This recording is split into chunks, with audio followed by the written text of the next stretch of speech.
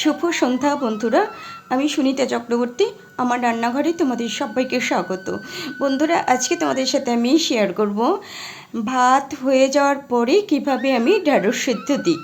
তো এই দেখো বন্ধুরা, ভাতটা হয়ে গেছে। এইবার নামানোর 5 মিনিট আগে আমি ঢ্যাঁড়সগুলো এইভাবে ভাতের মধ্যে বসিয়ে দিলাম।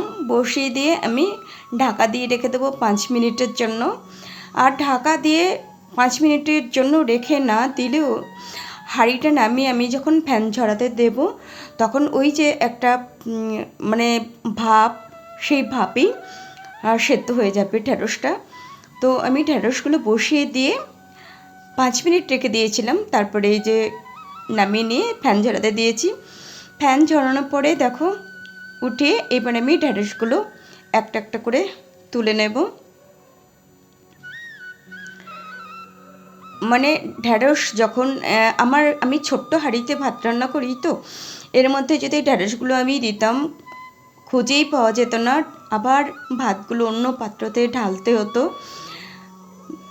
তো আর আমি যদি কোনো সুতো দিয়ে বেঁধে দিতাম তাও এই হাঁড়ির মধ্যে ধরতো না। তার জন্য আমি আজকে এইভাবেই ঢ্যাঁড়সটা সেদ্ধ দিলাম। এটা আমি আমার মায়ের কাছ থেকে শিখেছি। তো বন্ধুরা, কেমন লাগলো তোমাদের এই টিপসটা অবশ্যই কমেন্টে জানিও, আর তোমরাও বাড়িতে ট্রাই করো।